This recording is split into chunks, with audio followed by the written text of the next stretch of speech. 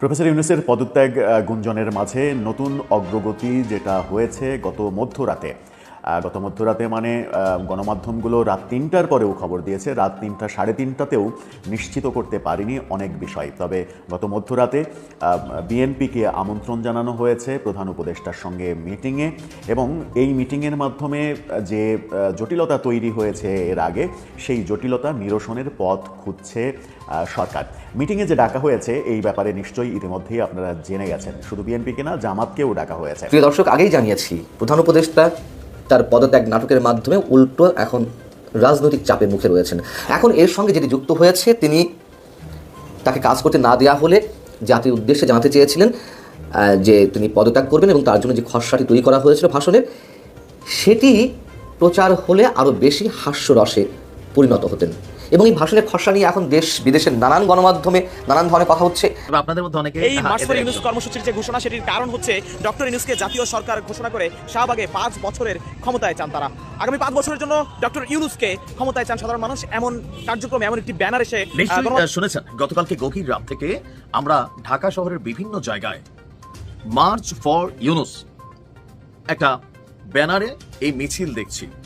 Doctor ইউনূসের পদত্যাগের ঘটনাকে কেন্দ্র করে যে অস্থিতিশীল পরিস্থিতি তৈরি হয়েছিল, সেটা খানিকটা শান্ত হয়েছে। এটা কতটা শান্ত থাকবে বলা মুশকিল, কারণ একটা অংশ সম্ভবত চাইছেন ডক্টর ইউনূস এই পদত্যাগের খেলাটায় থাকুন এবং সম্ভব হলে পদত্যাগ করে ফেলুন। আসসালামু আলাইকুম এভরিওয়ান, কি অবস্থা সবার? আশা করছি সবাই ভালো এবং সুস্থ আছেন। প্রতিদিনের মতো আমি ফারুকি ইউটিউব চ্যানেলের পক্ষ থেকে সোয়াইব আপনাদের সাথে আছি। আপনারা ইতিমধ্যে ভিডিওর কিছু টাইটেল এবং থাম্বনেল এবং কিছু অংশবিশেষ দেখে জানতে পেরে গিয়েছেন ভিডিওটা কতটুকু গুরুত্বপূর্ণ হতে যাচ্ছে। আপনারা সম্পূর্ণ পুরো ভিডিওটি দেখলে বুঝতে পারবেন ভিডিওটা আরও কতটা তথ্যবহুল এবং গুরুত্বপূর্ণ। সো আশা করবো এক মুহূর্ত না টালে সম্পূর্ণ পুরো ভিডিওটি আপনারা দেখবেন।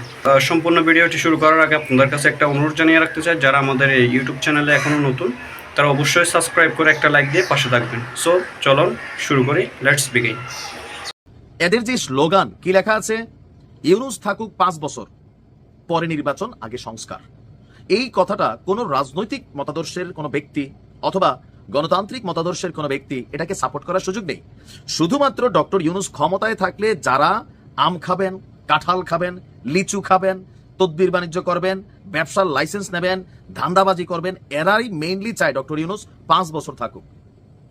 এই যে একটা অন্যায় আবদার, এটা আবদারটা কিন্তু অন্যায়। আপনি ভাবতেছেন, দেখেন ডক্টর ইউনূস ভালো লোক, আমি মনে করি ডক্টর ইউনূসের বাংলাদেশের প্রেসিডেন্ট হওয়া দরকার, এটা কিন্তু সিরিয়াসলি। কিন্তু এটার প্রক্রিয়াটা কি? উনি কোনো একটা রাজনৈতিক দলের সাথে সংশ্লিষ্ট হবেন, অথবা আমাদের রাজনৈতিক দলগুলো যারাই ক্ষমতায় আসে অনার করে ডক্টর ইউনূসকে প্রেসিডেন্ট বানাইতে পারেন, তাহলে বিশ্বজুড়ে বাংলাদেশের পরিচিতি, বাংলাদেশের অনেক ধরনের সুবিধা কিন্তু নেওয়ার সুযোগ আছে। কিন্তু কোনো সিস্টেম ছাড়া, ভোট ছাড়া, ওই যে আওয়ামী লীগের আমলে সংসদে আমাদের কিছু খালাম মাসুল এমপি কত কোনো নির্বাচন চাই না, যতদিন শেখ হাসিনা বাসে উনি প্রধানমন্ত্রী। তো এই কথাগুলো নিয়ে আপনারা ট্রল করছেন না, তো একই কথা এখন আপনারাই বলতেছেন, বুঝা বলেন নাকি না বুঝা বলেন। হিরু আলম যেদিন এমপি পদে দাঁড়াইছে, ওদিন আমি সমালোচনা করছিলাম যে ভাই তার জনপ্রিয়তা এমপির জনপ্রিয়তা না। আলম যদি এমপি হয় তাহলে কি হবে, মমতাজ হইয়া টের পাইছেন না? এগুলা কিন্তু বাস্তবতা। এখন এই যে এই স্লোগান, এই মিছিল কিসের বার্তা দিচ্ছে?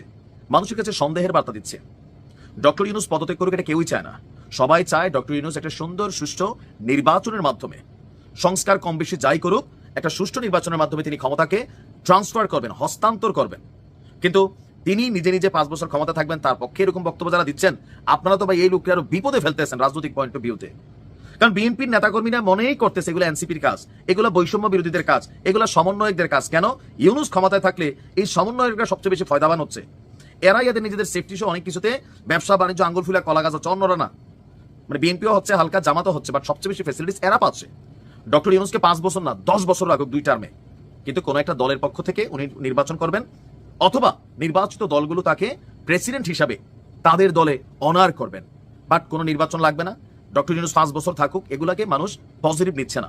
এমনকি কেউ কেউ বলছেন ডক্টর ইউনূসের ক্ষমতায় রাখার জন্য নতুন ধরনের একটা খেলা, আর পেছনের পৃষ্ঠপোষক জাতীয় নাগরিক পার্টি অথবা আরো প্লাস মাইনাস ব্লা ব্লা ব্লা, যারা বাংলাদেশকে অস্থিতিশীল করতে চায়। এই কর্মকাণ্ডগুলা আবেগের বশে যখন আপনি করতেছেন, এটা আরেকজনের জন্য ভাই বিরক্তির কারণ অথবা টেনশনের কারণ যে ডক্টর ইউনূস তাহলে এরা কারা, কই থেকে আসতেছে, মার্চ ফর ডক্টর ইউনূস কেন তৈরি হবে? আমরা এই ধরনের আবেগী অ্যাক্টিভিটিজের পক্ষে না। ডক্টর ইউনূস বাংলাদেশের প্রেসিডেন্ট হোক, প্রধানমন্ত্রী হোক, প্রয়োজনে রাজনীতি করবেন, কোন একটা দলের পক্ষে যাবেন, পদত্যাগ করবেন, সেখান থেকে তিনি যে রাজনীতি করবেন সেটা আলাদা।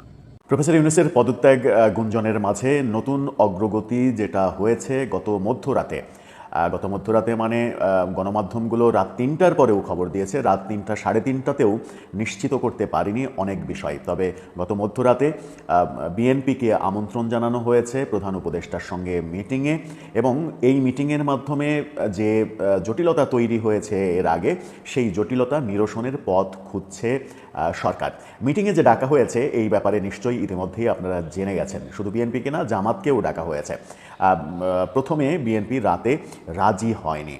তারা বলেছে যে আগামীকালকে জানাবো, এখন আমরা জানাতে পারবো না এই ব্যাপারে করণীয় কী। তারা গণমাধ্যমকেও নিশ্চিত করেছে গভীর রাতে যে সাথে সাথে আমরা বলিনি যে আমরা ডাকলেই চলে যাব। সেরকম পরিস্থিতিতে সরকার আবারও শঙ্কার মধ্যে পড়ে যায়। তারপরে কি হলো, বিএনপি কি শর্তে আলোচনায় যেতে পারে? জামাত আলোচনায় যাচ্ছে, এটা নিশ্চিত। আলোচনায় কি হবে, কোন অগ্রগতি ঘটবে, বিএনপি এবং জামাত বিশেষ করে সেনাবাহিনী ইস্যুতে সরকারের পক্ষে সায় দেবে কিনা, এই সব কিছুর উপরে নির্ভর করছে প্রফেসর ইউনূসের পদত্যাগের গতিধারা কোন দিকে যাবে। আজকে সন্ধ্যা 7:30টায় বিএনপির সঙ্গে প্রধান উপদেষ্টা বসবেন। সেখানেই ভাগ্য নির্ধারিত হবে বাংলাদেশের পরবর্তীতে কি হতে চলেছে। টানটান উত্তেজনায় সময় কাটছে। সেই উত্তেজনার গল্পই করব এই ভিডিওতে। থাকবেন পলিটিক্স টিভির নিয়মিত আয়োজনে।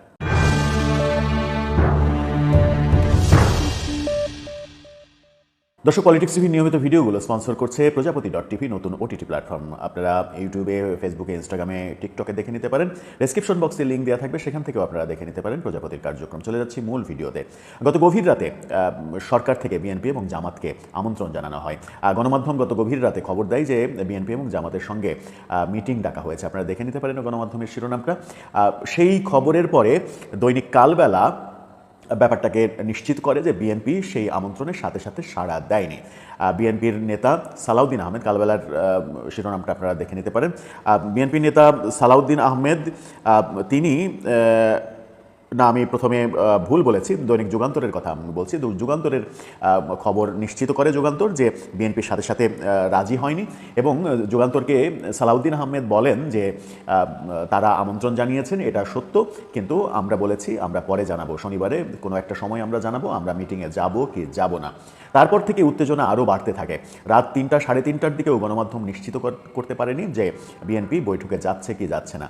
সকালে এসে বিএনপি নিশ্চিত করেছে কিছু শর্ত সাপেক্ষে তারা বৈঠকে যোগ দিতে যাচ্ছেন।